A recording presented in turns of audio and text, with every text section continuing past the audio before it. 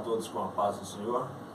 Uma satisfação, uma honra poder aqui estar mais uma vez para poder vos falar esta pré-aula da Escola Bíblica Dominical, a qual nós estamos tratando nesse trimestre, falando sobre as Escrituras, uma aula que eu posso dizer é uma bibliologia, né? Aprendendo um pouco mais a respeito da formação da nossa Bíblia. Eu sou muito grato a Deus por este momento tão maravilhoso a qual está nos concedendo, de poder aqui estar neste momento e poder estar recebendo também aqui os nossos companheiros juntos para aqui falarmos da palavra de Deus. E também honrado com a sua presença, de poder estar participando com a gente aqui, nos ouvindo, gastando um pouquinho do seu tempo aí, um pouquinho da sua paciência para poder nos ouvir. Tenho certeza que será edificante para a tua vida e também um pouco a mais aí para a tua aula, em nome do Senhor Jesus Cristo. Desde já quero aqui cumprimentar os meus companheiros, pastores que aqui estão, o pastor Wilson, amém, pastor Luciano, amém, e também o pastor Uriel. amém. Né? Deus seja louvado pela vida de cada um de vocês. Meus queridos, a aula a qual nós estaremos estudando é a de número 3, a inerrância da Bíblia.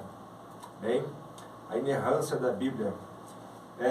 Quero fazer menção do textual que diz assim: porque em verdade vos digo que até que o céu e a terra passem, nenhum jota ou um tio se omitirá da lei, sem que tudo seja cumprido. Só para dar ênfase a respeito desta lição, para que nós iremos tratar aqui o assunto. Não quero fazer aqui menção da leitura bíblica em classe, só para nós ganharmos um pouquinho de tempo, para que nós possamos poder aqui ouvir os nossos companheiros fazendo aqui os seus comentários. Amém?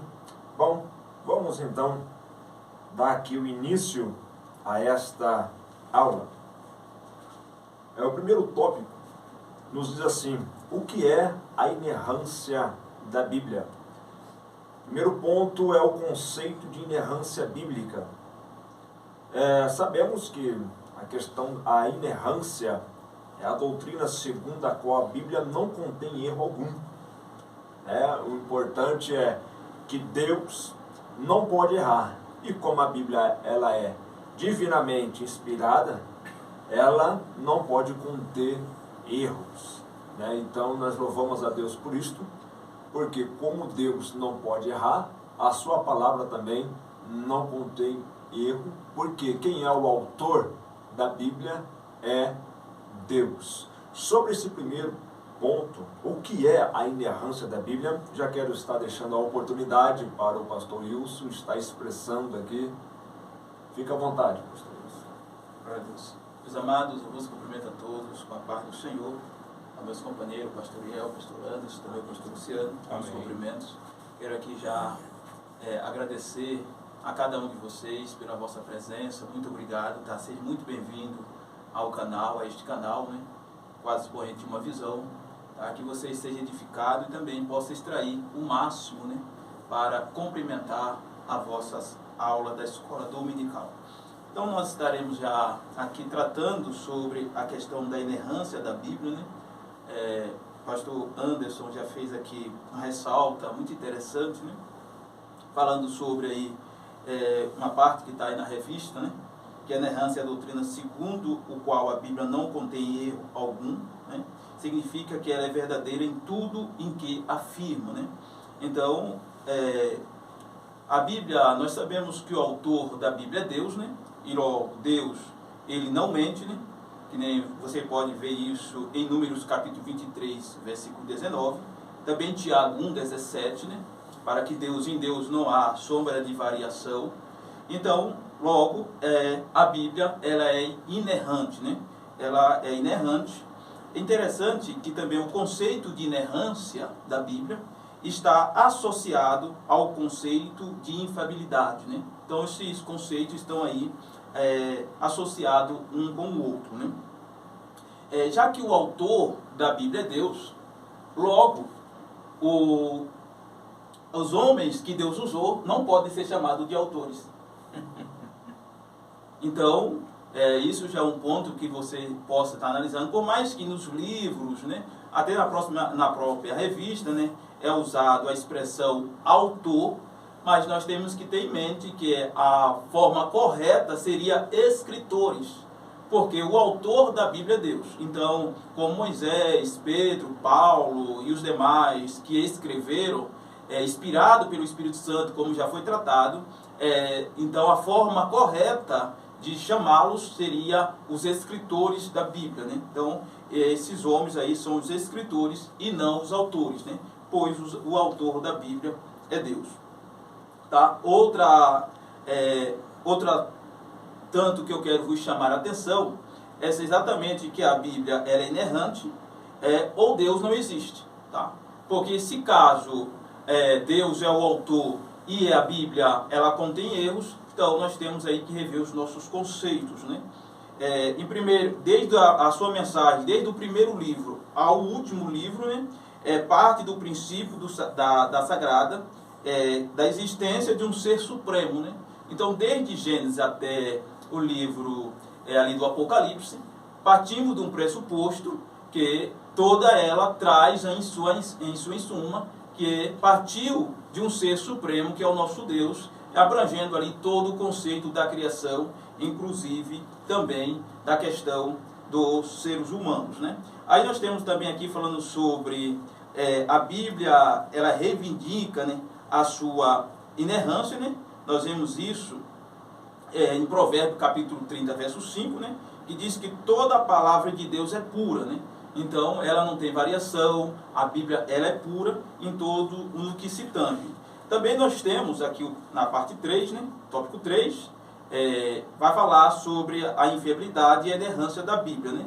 E aqui eu quero trazer também um ponto sobre esta questão, o significado, né, o que significa essa expressão que está associado com a inerrância, né, que é exatamente a infiabilidade, né, significa qualidade ou fato de ser infalível ou isento da probabilidade de errar, ou a qualidade de ser infalível ou não no pressuposto de não falhar, com certeza de não falhar. Quanto o adjetivo infalível é usado como predicativo de coisa, o dicionário dá como equivalente não pressuposto a falha. Infalível, não pressuposto de falsidade, ou erro ou engano, o que permanece sempre em bom estado e nunca falha, e não propenso a falha ou ação ou a operação em que pratica. Então nós vemos que toda a Bíblia, naquilo que ela participa, né, daquilo que a Bíblia é efetiva, ela não contém erro, ela não falha e ela é efetiva de forma que ela vem para cumprir os desígnios de Deus. Quando nós olhamos para o livro do profeta Jeremias, né, Deus pergunta ao profeta o que ele vê. E Jeremias fala, eu vejo uma vara de amendoeira. E Deus fala, viste bem, porque eu velo pela minha palavra para fazer cumprir.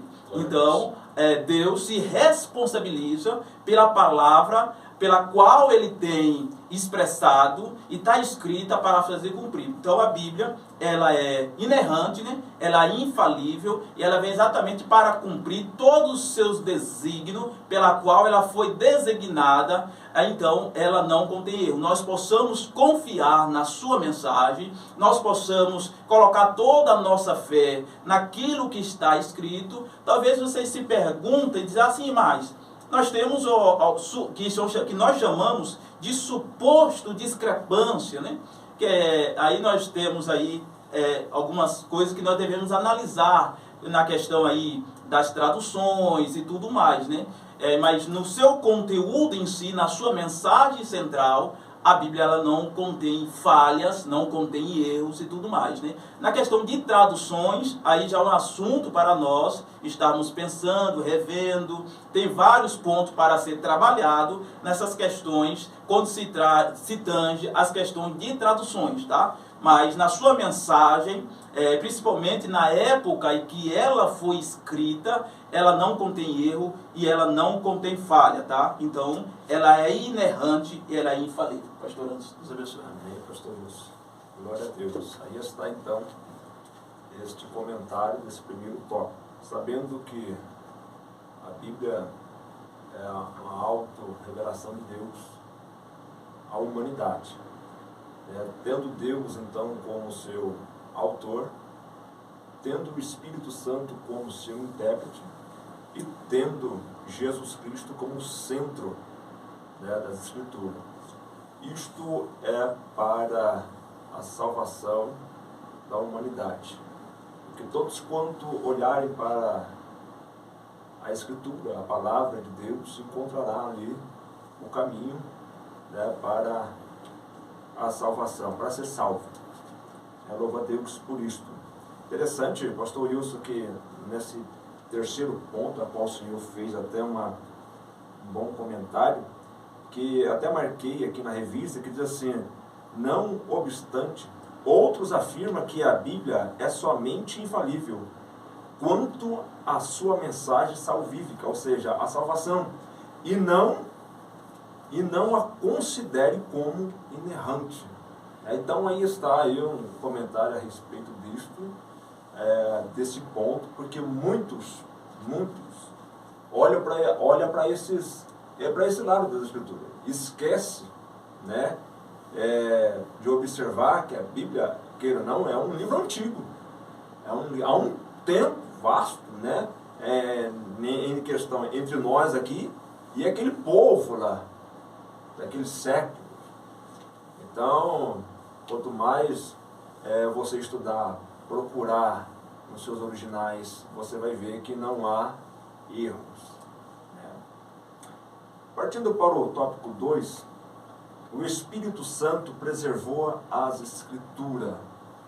Isso é muito importante, porque quando nós olhamos dentro desse segundo ponto, nessa perspectiva, cremos que o ato da inspiração aconteceu uma só vez na redação primária da palavra de Deus. Aconteceu apenas uma vez. Não teve outras. O que surge então são os pergaminhos a qual foi encontrado, lá do Mar Morto, como muitos já conhecem essa história, a qual foi então traduzido.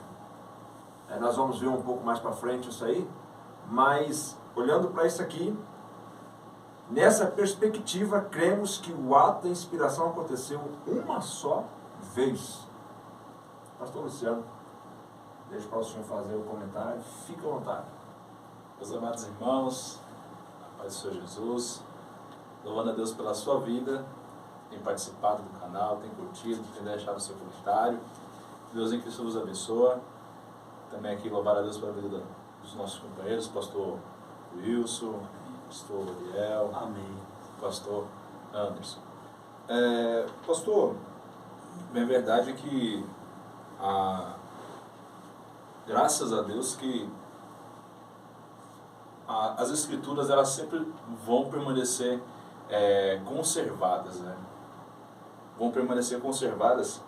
E é interessante, eu até estava dando uma olhada com mais cuidado com relação ao Espírito Santo, ele preservou as Escrituras, uma vez que há uma única revelação, um único propósito daquilo que Deus propôs à humanidade. Só que o interessante, pastor Anderson, que nós vamos perceber que Deus, ele sempre quis se demonstrar, escritamente, ou sendo transmitido oralmente, se revelando ao homem, e que essa perseverança, viesse permanecer durante toda a humanidade. Eu até fiz aqui uma anotação aqui, com relação a esse tópico, a questão de preservar, nós vamos observar em Deuteronômio,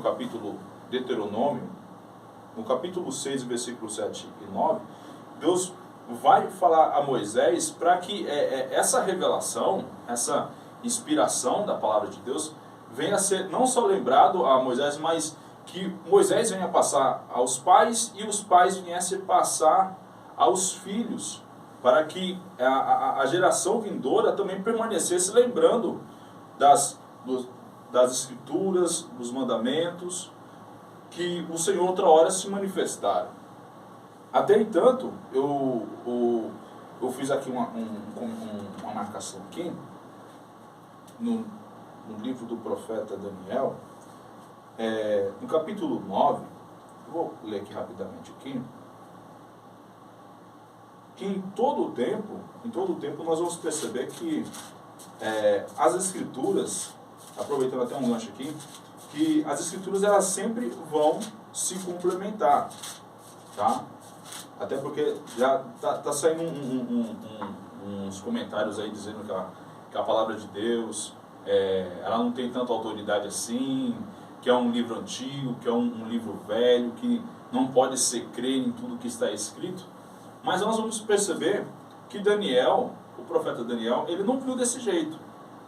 Por exemplo, aqui no capítulo 9, versículo 2, nós vamos perceber que Daniel, ele vai consultar, no primeiro ano do seu reino, Daniel, meditava sobre os livros das Escrituras, em torno do número dos anos assinalados na palavra do Senhor Jeová, dita a Jeremias, o profeta, que o tempo das desolações de Jerusalém seria de 70 anos. Então você vai perceber que o Espírito Santo, as Escrituras, elas não vão cair em descaso. Tudo aquilo que Deus falar, que Deus falou por intermédio da sua palavra, vai permanecer. E nós vamos perceber que Daniel agora vai consultar a respeito da fala de Jeremias, que profetizou segundo a vontade do Senhor. Pedro também, no dia de Pentecostes, nós vamos perceber que Pedro também ele proferiu as Escrituras concernente ao profeta Joel, aquilo que o profeta Joel profetizou. Então você vai perceber que em todo o tempo, mesmo Deus preservando a palavra, mostrando que tudo aquilo que os profetas da antiguidade falaram, ela ainda tem evidência, ela tem poder sobre nossas vidas, tá? E eu quero deixar só essa ressalta aqui para vocês, que, irmãos, nós estamos vivendo dias que as pessoas dentro das igrejas está sendo gerada uma dúvida se a palavra de Deus tem autoridade ou não. Queridos, nós temos que entender que a palavra de Deus, ela é a extrema autoridade de Deus, escrita de Deus aqui na terra.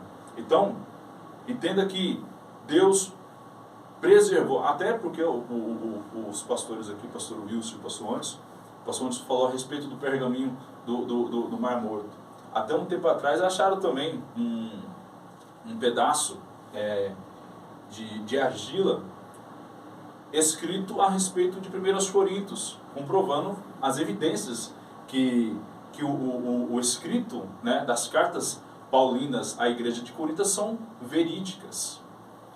Então, existe a arqueologia que vai comprovar, mostrando para nós que tudo aquilo que está escrito é a palavra de Deus, e com o tempo, passa tempo, entra tempo, a palavra de Deus sempre vai estar sendo preservada, e o Espírito de Deus ainda vai continuar se manifestando através dela. Deus abençoe, pastor. Graças a Deus. Para tudo isso, o que me chama a atenção é, assim sendo, a versão da Bíblia fidedigna aos originais, não deixou de manter a exatidão do real significado das palavras inspiradas por Deus. Por mais que veio essas traduções, ela continua sendo fiel aos originais. Ela não mudou, não alterou nada. Ela continua tendo o seu mesmo valor. Por mais que muitos não dão crédito a isto, nós temos que ter certeza de uma coisa: a palavra de Deus, ela continua sendo fiel, porque quem está preservando não é o homem, quem está preservando é o Espírito Santo. Então nós precisamos de observar que quando você está lendo, que você está meditando na palavra, você tem que ter a certeza que o autor está presente ali. Porque o livro, a Bíblia é o único livro que quando você lê, o Espírito Santo está presente ali, tá? Ajudando você a interpretar, ajudando você a entender os mistérios ocultos da palavra de Deus. Né? E isto, irmãos, não é só apenas ler, mas também no sentido da oração, no sentido de propósito para compreender. Porque teve um propósito quando o livro foi escrito. Teve um propósito quando Jeremias escreveu seus livros. Paulo escreveu suas epístolas, teve um propósito. O povo naquela época, os seus leitores originais, entendiam ou entenderam muito bem aquilo a qual foi destinado a eles. Mas e a nós? Paulo não está aqui para nós perguntar, Jeremias não está aqui para nós perguntar, mas quem não muda e quem não tem variação de mudança é o Espírito Santo. Ele está presente, ele continua. Glória a Deus. Então, na mesma revelação, ele continua nos revelando. Então, isto aqui, né, a preservação das Escrituras, o seu autor, ele continua sendo o mesmo. Aleluia. Ele continua sendo a mesma pessoa e nos revelando os mistérios através da palavra. Bem, então eu louvo a Deus por isso. Tá? Terceiro ponto a qual nós iremos tratar é a verdade nas Escrituras. E esta verdade nas Escrituras corresponde à realidade exata dos fatos, em concordância com o pensamento de Deus. A Bíblia ensina que Deus é a verdade, e a sua palavra também é a verdade. Aleluia. Então, eu louvo a Deus porque isto aqui, irmão, é muito real, é muito verdadeiro, né, para nós, para você. Né? Nas Escrituras corresponde à realidade exata dos fatos em concordância. É interessante isso aqui. Né? Porque a arqueologia, a qual estão sendo descoberta, prova, não mente. Né? Então não tem como de um ateu ou algum outro aí querer chegar e dizer que não, tem provas. Vai pesquisar, vai dar uma olhada para você que todos esses fatos ocorridos são verdadeiros. E observa que a arqueologia, ela comprova isso aí. Né? Pastor Ariel, falando a respeito desse terceiro ponto, eu quero deixar para o senhor. Amém, meus irmãos, é um prazer imenso, uma alegria estar com o senhor, pastor Anderson, pastor Luciano, pastor Wilson. Também é uma alegria estar com você que nos ouve, que vai estar nos acompanhando mais uma vez aí, mais esta pré-aula do canal, né? Quatro expoentes, uma visão. É interessante que, na verdade, por detrás da verdade nas Escrituras, né? Melhor dizendo aqui o terceiro tópico, ele vai trazer logo alguns textos, entre eles o texto do Evangelho registrado ali por João. É interessante que o Evangelho registrado por João, diferente dos Evangelhos sinóticos, são os repetitivos, é o Evangelho mais voltado para a igreja. E aí ele traz João 14. Logo Jesus vai usar uma linguagem dos costumes da sua época, cultural, dos costumes da sua época, uma linguagem humana, para falar de algo futurista, de algo que vai acontecer no futuro. No entanto, o próprio Jesus, sabedor de que nós teríamos recursos para estudar a época dele e entender sobre o que ele estava falando. Porque quando Jesus fala, não se turbe o vosso coração, credes em Deus, crede também em mim, e ele diz que na casa do meu pai há muitas moradas, eu vou vos preparar lugar, Jesus está tratando de um assunto ali, que era um costume que eles, na época de Jesus, os orientais tinham esse hábito, eles tinham o costume de, quando uma filha nascesse dentro de uma casa, o pai, ele prometia ela para um moço de uma outra família de confiança. Ele prometia a sua filha, embora ela fosse mais nova.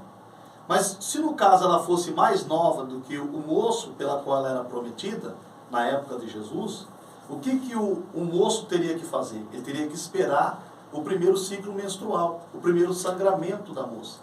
Esse seria uma das razões pela qual ele poderia levar com ela, a tomar para sua casa. Até então ele estava comprometido com ela e ela com ele. E eles ficavam de que maneira? Desposados. cada um na sua casa, comprometidos, mas desposados. Uma das razões para ele levar, pastor Anderson, a jovem, que sendo ela mais nova para sua casa, tem que esperar primeiro o sangramento.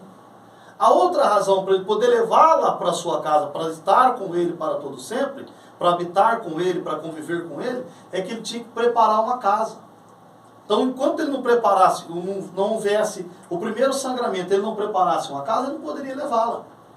E é exatamente essa linguagem humana, cultural da época de Jesus, que ele usa para falar dos eventos futuros, como um cumprimento de que a sua palavra é verdadeira e é fiel. Porque qual foi o primeiro sangramento da moça virgem? O primeiro sangramento foi quando a igreja começou a sofrer as perseguições. Então a igreja é gerada na cruz para o próprio Senhor Jesus, como noivo, mas aí ela começa a sofrer o primeiro sangramento das perseguições. Quando eles eram perseguidos, arrastados pelas ruas, sofriam as perseguições ali, eram mortos pela causa de Cristo, ela representa justamente a prometida, sofrendo o primeiro sangramento. Mas existe uma segunda razão para ele levá-la para habitar com ele, construir uma casa. Então por isso ele pega uma linguagem cultural da sua época, uma linguagem humana, entendível, para explicar quais eram os seus propósitos para com a igreja. Aí ele diz, não se turbe o vosso coração, o sangramento já aconteceu. Agora só tem uma coisa, eu vou para o Pai. Porque ele sabia que o sangramento viria. Eu vou para o Pai, eu vou preparar um lugar. Quando eu preparar, eu levo vocês. Então nós estamos vendo aqui, e ele sabia que nós chegaríamos ao ato desse entendimento, porque ele sabia que nós teríamos recurso para estudar acerca da sua época e entender o que estava acontecendo ali. Agora, e aí ele diz, eu sou o caminho, eu sou a verdade, eu sou a vida. Não tem como chegar ao Pai a não ser por mim. E nós vemos, e estamos agora, meu amado irmão, aguardando só mesmo esse encontro triunfal, para que se cumpra aquilo que era um costume na época de Jesus, mas que Jesus trouxe para uma realidade espiritual, como promessa para a sua igreja. E quem é que pode impedir de cumprir? Se já houve, se a igreja já foi gerada, se a noiva foi gerada, a igreja de Cristo foi gerada, se ela já houve o sangramento, se nós vemos o cumprimento de tudo isso, o que impede de cumprir agora a volta do Senhor Jesus, o arrebatamento, o encontro triunfal do Senhor Jesus com a sua igreja? Nada.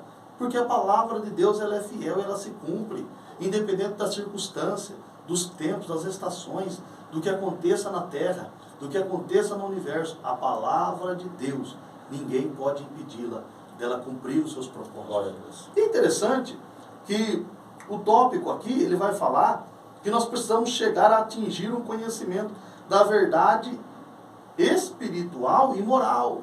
Agora, como chegar? Haja visto que ele traz o texto de Mateus 24:35, dizendo que passará os céus e passará a terra, mas as minhas palavras não passarão. Esse passará o céu e passará a terra aí é justamente um cumprimento de Apocalipse, onde os céus se enrolarão como um rolo. Mas a palavra do Senhor referente a isso, que está em Mateus 24:35, ainda vai se cumprir, mas ela é fiel para cumprir. Agora, como que eu posso chegar ao conhecimento de Cristo?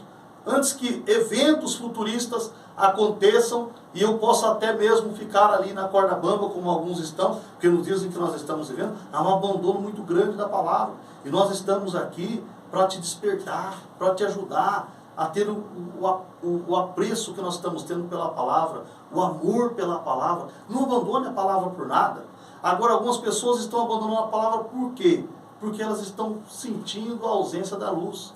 E até Deus disse em Gênesis 1:3, haja luz. Se Deus acendeu uma luz para que ele pudesse dar continuidade ao seu projeto, para que ele pudesse dar continuidade à construção, à organização da terra, para que ele pudesse dar continuidade ao seu projeto ali na formação da terra, se Deus precisou acender a luz, meu querido, a luz fala do quê? Direção, sentido, a vida.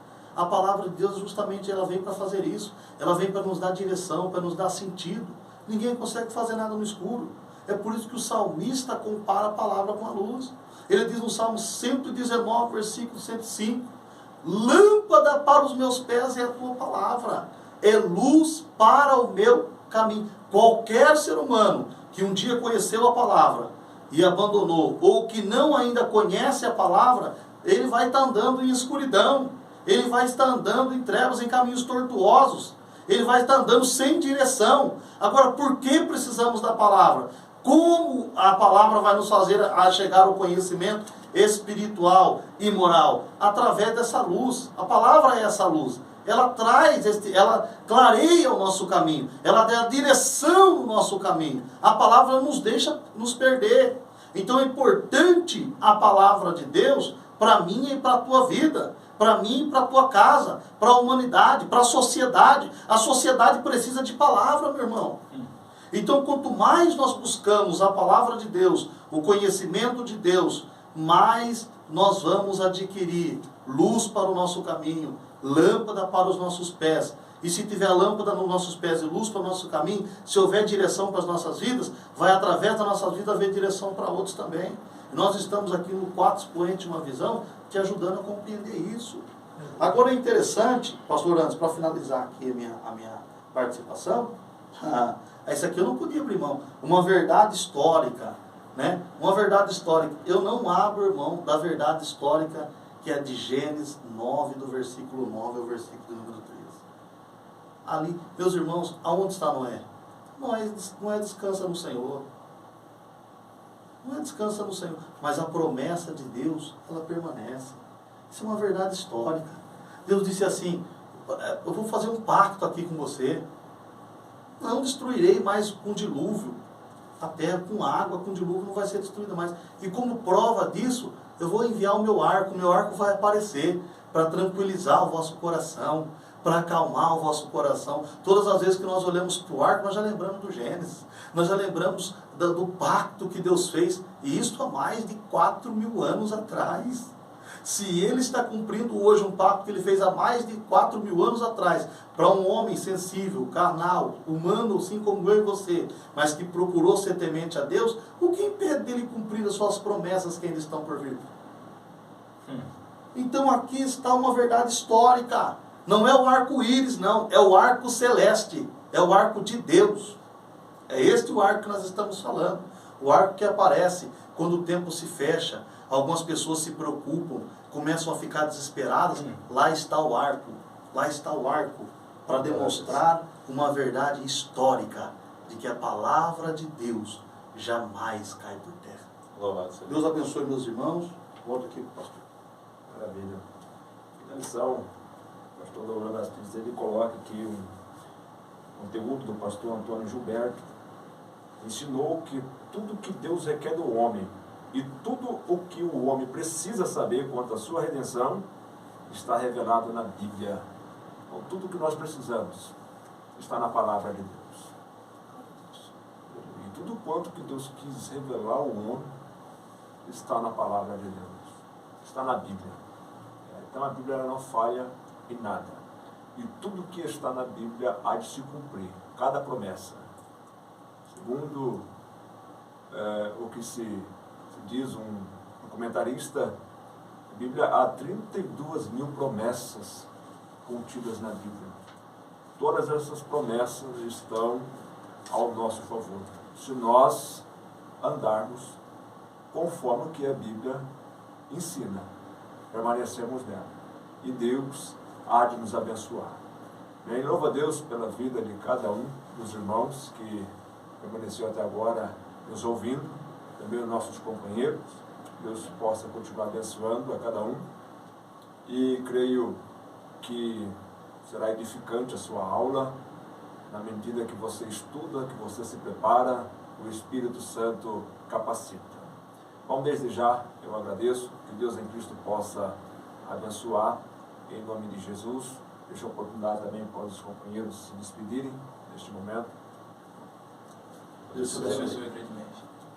Um grande abraço. Deus abençoe a todos.